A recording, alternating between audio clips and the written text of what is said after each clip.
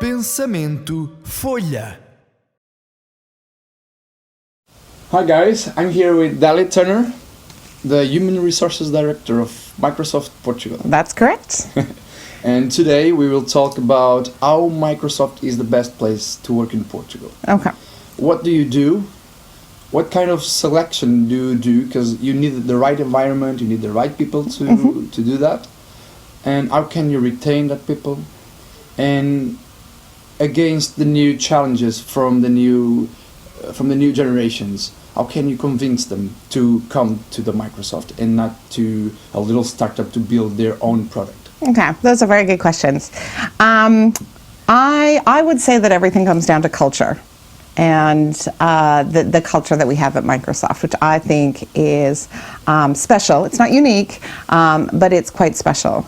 And we strive very hard to provide an environment in which people can do their best work. And I think that when people know that they have the freedom to bring forward their ideas, to try new things, they have the freedom to take an idea and to run with it. Yeah. That excites them, that empowers them, that motivates them, and I think that's one of the things that makes us an employer of choice. Exactly. Yeah. And do you use any specific thing when you're selecting a candidate? No, you were asking about in the email. You said, do we use assessment tools? I'm like, yeah. No, not really. No, we have a very rigorous recruitment process. So when you come to join Microsoft, it is not unusual to have 5 interviews. Okay. Yeah. So and through that process, you're seeing a number of different people, and they're all looking for different things. Okay. So we set it up so that, you may get asked some similar questions, but in the response, they're looking for different things. And so, you'll have someone that will checking, do they think that they fit within the Microsoft culture? Because we're a technology company, we're fast-paced, we're matrixed, which adds complexity. And so making sure that we're identifying people who can work here and thrive here is important. And then you'll have other people that will be, can they do the basics of the job? People taking a look at, okay, this is the job that we're hiring them for. What else could they be doing? Because we're always hiring not just for this role, but also for what they're going to do next. Great. You want really people that can do different tasks, not only his specific job. That's right. That's right. So we want to know that people have that potential. And I think if you look at one of the things that's with Microsoft, people tend to change roles around 2 to 3 years. Okay. Which is fast. I'd actually like it to slow down a bit because I think there's more learning to happen. But when you talk about, particularly the younger generation, they like things that change. And so that ability for them to be coming in and knowing, okay, this role that I'm starting in will be for about 2 to 3 years, and then I'll be able to try something new and different. Yeah. And then again, after 2 to 3 years, I'll be able to go and do something different. And we're very fortunate that we are a company that is broad, that we compete in a number of different spaces, so they can get different experiences without having to go to a different company. Nice, really nice. That's a good thing for the new generations, for sure. What about retaining the people? Because that is one good thing to retain your young generation, because you're always giving them new challenges. But what about more? How can you make them to stay and they go outside the company and they say, this is the best company ever to work, and I love work there? Yeah. Because there are a lot of people from Microsoft that is already saying that. Oh yeah, no, definitely. And I think they truly believe it too. So I think it comes back to, the things that they're doing and the way that we allow them to do the things that they're doing. There's a lot of challenge. And I think that when you look at the type of people that we have working at Microsoft, they're very smart, they're very capable, they like doing new things, they like big challenges, and we're able to provide all of that to them. So I think about when I joined here in Portugal 2 years ago, I arranged so that everyone in the company could come and speak to me in group settings to find out what was going on. And one of the questions that I asked them was, what do you like most about working for Microsoft Portugal? And number one was the people. We have great people working here. And the second one was the learning. They are able to learn and to do new things all of the time. And so when you think about that, the role never becomes stale. And yes, you can get that in other places. You could argue that, okay, in a startup where everyone has to roll up their sleeves and do everything and everything's new and doing it for the first time. Yeah, you can get those types of experiences. But there's risk associated with that. You know, It could go well, it could not go well. And typically with a startup, they're doing this tiny little thing that they're hoping will take off and will do incredibly well. And you have to stick with that job for probably a long time. Yeah, to really make it happen. Now, you're doing a bunch of things at the same time, whereas I think with Microsoft, the fact that it's technology and technology companies typically go quicker anyways, things are always changing in technology. Like you think about where we were 5 years ago versus today and what's coming in the next 5 years. And I think the things that we do, the things that we sell are super exciting, and people like that. They like being able to be part of that and being able to have that challenge that comes every day. Amazing. Yeah. And so that already answers some of the questions for the new generations. Yep. And what do you feel personally in the new generations? What is your idea about the new generations? And in general, not only Microsoft, but what does big companies need to do for the new generations? Okay. For the work environment, of course. Yeah. So we call ours the MOCs, so Microsoft Academy of College Hires, MOCs. Okay. And I really like working with our MOC population. They think very, very differently than we do, or than I do. I'm much older than them. But they think differently. They have an energy. They want to challenge things. They want to think differently, and that's all good. I think one of the challenges for companies is, how do you keep that enthusiasm? How do you keep that desire to be changing things, but also getting them to really think through the changes? So, I'll have them come to me sometimes. I have an intern in my team, and he's fantastic, but he came in, and I remember on his first day, he looked at the little disposable cups that we have, and he goes, "This needs to stop." And I'm like, okay. In the first day? First day, yeah. He was gonna, maybe it was day 2, but it was definitely the first week. And I'm like, okay, what would you do differently?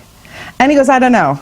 Maybe get them lugger mugs. And I'm like, okay, we're in Portugal. How many people carry around their portable mugs here in Portugal? Because it's very common in the US. I haven't seen it a lot here. And he goes, yeah, that's right. They don't really do it, but we'll make it happen. And I'm like, okay, that's a big change, because it's a change culturally and it's a change for an individual. And that's difficult. So I said to him, think through, come to me with a plan, what you think will work, how much you think it will cost, how you think we're going to communicate, who you think will adopt, and all that kind of stuff. But they come with that idea, and getting them to think it through, I think, it is part of the challenge. I also, I always joke, we wanted to be the CEO in our last job. Yeah, exactly. It's like the main goal. That's right. Whereas I find, and I say to our MOCs, they want to be the CEO in their next job. And I love that ambition. And if you think about it, when we entered the workforce, I was like that too. I thought I could do everything. I'd just been to university. We got all of this information. I could do it all. And that ability to be able to understand that there are pieces of the puzzle that you need to understand first is important. But because they have had things changing so quickly in a way that we never did, companies need to be also able to adapt and keep up with that. Because I think that, where large companies particularly struggle is they're large, they're slower, they're a bit more bureaucratic, and that can be really frustrating for someone who wants fast pace. He wants it yesterday. I want it yesterday. So I think that's the challenge, and I think that that's one of the places where, if you look at where many of our younger graduates coming out of either an MBA school or an undergrad are gravitating towards. They gravitate towards either IT companies or consulting companies. Yeah. Both of those are known for having cultures that are more faster, lots of change, being able to work on a bunch of different things. So I think that just as a culture, those kind of companies appeal to what our younger generation is looking for. Amazing. Yeah. Any extra thing in Microsoft that you are proud to do that other companies don't do? Because you have a strong culture, okay? Yep. So that is really the thing that can make you different from the other companies. And as you were told before, you're setting up a new culture for the new generations. You are doing that, but among all of those things, what can you do differently, and what doesn't any other company have? Okay. It's not that we have this and other companies don't, but I know that a number of times I will be talking to companies who are looking for more of an environment like a Microsoft. And you know, the fact that we don't have desks and people work from wherever, so that flexibility. There are no offices here? No. The only person that has an office is the GM. And he basically uses, or she, it's a she now, she basically uses it as a meeting room. As opposed to, you know, so as opposed to just an office. It actually is set up like a meeting room. So she doesn't have a big desk or anything like a traditional company. So I have a number of people that will come and say, we want that. We want more flexibility. We want more, you know, our ability to have our people working everywhere. How do we do that? And I think it comes back to the culture piece. Microsoft has a huge culture of trust. And I know that, you know, I've talked to companies, I'm like, okay, if an employee is sick, okay, they don't have to bring the note from the doctor into us. Whereas many companies, they require that. You know, you go to Baisha, bring in the certificate that says that the doctor is telling you that you need to stay at home. If the employee writes to us and says, I need to stay at home for the next 4 days, the doctor said so, it's like, okay. We don't log it anywhere, we don't, you know. You don't have like a schedule? I need to be here like at 9 a.m. and go out at 6 p.m. Don't get me wrong, we have some roles that need to have that. We have customer service and support that you need to know when the phones are being manned. Obviously the receptionist needs to be there during opening hours and stuff like that. But no, the large majority of people who work at Microsoft, we're measuring them on the impact that they're having and the outcome at the end of the day. Whether that's a sales target or whether that's, you know, the reach that they're reaching in the market for marketing roles, or how they're helping to drive our technical communities. We're looking at, okay, what are they doing to achieve that? And as long as they're achieving that or more, where or how they work is totally up to them. Amazing. Now, don't get me wrong. We still have a specific number of annual leave days, and you know, there are things that you need to do that. Yeah. But you know, if somebody's, you know, if their daughter's sick, they're going to work from home. They're going to take calls from home today. They're just not necessarily feeling like taking a shower, and so they're going to stay in their pajamas all day and work from home. They can do that, and we're okay with that, but it comes down to that culture of trust. And so we spend a lot of time ensuring that our managers know how to manage by expectations and how to give feedback and how to, you know, make sure employees know what they need to do by when, and giving them the flexibility to then go and get on with it. So we spend a lot of time with that people managers, and then we give that freedom and that flexibility to employees that empowers them to get it done. Yeah, of course, that will give a better satisfaction for the employees, for sure. Definitely, and that again appeals to the younger generation, but it also appeals very much across the board. Because if you think about, you know, mothers or fathers. Yeah, with the sons and. Yeah, or even, you know, people who are older, who are single, who have outside interests. You know, that ability to be able to manage their time and decide, okay, when am I going to work for work? And when am I going to go and do the things that make me happy when I'm not at work? And I think that that's super important. But it comes down to that culture of trust. Yeah. If you don't have that, the flexibility is never going to work, because it's very, if there is that culture of if you say you're going to be sick, you need to bring me the note to prove it. Or I need to know that you're here from 9 to 5 and I need you to be working at 9 to 5 because that's the only way we're going to be able to see that you're getting the work done. Then the whole flexibility and all the other things sort of fall apart. Very good. I will go now to the beginning again. When you want to hire a new guy here to Microsoft, how do you do that?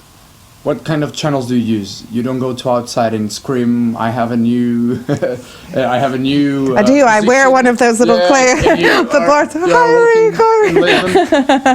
What kind of channels do you use to be sure that you will have a great number of candidates and with a great quality? Okay. You're going to be surprised. We don't do a lot. We advertise everything on our career site, so a lot of people will apply directly. We post our roles on LinkedIn, so we're which we now own. But yes, even before we owned it. That's true. You bought my LinkedIn. But even before that, we were working with LinkedIn, and so all of our roles were posted on LinkedIn. We have a very strong talent acquisition team that uses LinkedIn to go out and look for people who have particular profiles. Yeah, like scouting? Yeah. So we have a sourcing team. And then we use employee referrals. So we will say, this is a role that we'd like to hire. Does anyone within the Microsoft community already know anyone that might be good for that? And there are roles that we do that just here. But we also use our diaspora, so all of the people who have worked here before that are working around in other Microsoft subsidiaries to say, okay, we have this role available. Any of you? Yeah. Very good. So you guys now know that you need to check Microsoft's website and LinkedIn. Yeah, no, definitely. That's it. Thank you very much, Dalia. No worries. Thank you, Winston. Thank you. See you guys. Bye-bye. Olá, pessoal. That's Eu e o it. Yuri Good. esperamos que tenham gostado da entrevista. Não se esqueçam de fazer like, de partilharem e, claro, de subscrever o nosso canal.